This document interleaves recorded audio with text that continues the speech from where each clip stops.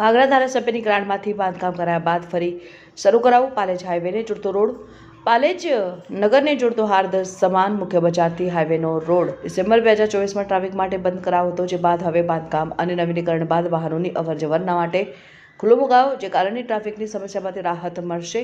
ધારાસભ્ય શ્રી અરુણસિંહ રાણાની ગ્રાન્ટમાંથી મંજૂર થયેલા પાલેજ મુખ્ય બજારથી હાઈવે સુધીના રોડનું 2,65,00,000ના ખર્ચે બાંધકામ કરવામાં રિસર્ફેસિંગ, થિકનેસ, કમ્પન્સેશન અને કેમ્બર આઇકોનિક રોડ બાંધકામ કરવામાં આવ્યું હતું. આ રોડ પાલેજ નગરમાં પ્રવેશતા મુખ્ય માર્ગનું નવીનીકરણ કરવામાં આવ્યું. પાલેજ નગરમાં પ્રવેશદ્વાર હાઈવે ચોકડીથી તળાવમાં થઈ જૂની પોલીસ ચોકી સુધીમાં રોડનું ભરૂચ જિલ્લા સદસ્ય મલંગ ખાન પઠાણના હસ્તે ખુલ્લું મુકાયું હતું, જેના પગલે હવે પાલેજ નગરથી હાઈવે તરફનો બંને દિશામાં વાહન વ્યવહાર શરૂ થયો છે. આ અંગે આ પ્રસંગે તાલુકા સદસ્ય સલમાબેન પઠાણ, તાલુકા સદસ્ય અનસુયાબેન સહિત પાલેજ ગ્રામ પંચાયતના સરપંચ રમણભાઈ વસાવા, ઉપસરપંચ શબ્બીર પઠાણ સદસ્યો ઉપસ્થિત રહી ધારાસભ્ય શ્રી અરુણસિંહ રાણાનો આભાર વ્યક્ત કર્યો હતો.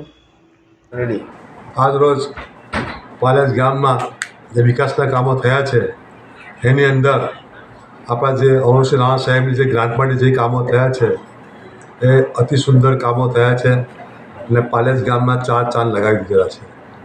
વર્ષો જૂનો આ સમસ્યા હતી રસ્તાઓની, તે અરુણસિંહ રાણા સાહેબની ગ્રાન્ટમાંથી આજે આ કામ પૂર્ણ કરેલું છે. તે બદલ પંચાયત વતી અને ગામ વતી અરુણસિંહ રાણા સાહેબનો ખૂબ ખૂબ આભાર માનું છું. વર્ષો જૂનો કામો જેની અંદર રોડ, ગટર, પાણીની ટાંકી બધી સમસ્યાઓ હતી, ઘણા બધા કામો તો પૂર્ણ થયા છે. જે થોડા ઘણા જે કામો છે એ ટૂંક સમયમાં અમારી આ પાલેજ ગ્રામ પંચાયત પૂર્ણ કરશે.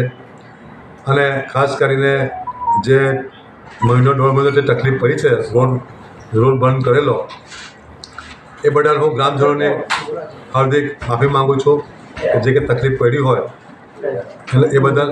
અને ગામમાં જો સારા કામો થતા હોય તો થોડી ઘણી તકલીફ વેઠવી પડે, તેમ છતાં પણ આ જે કામો પૂરા કર્યા છે એ બદલ હું અરુણસિંહ રાણા સાહેબનું ખૂબ ખૂબ આભાર માનું છું.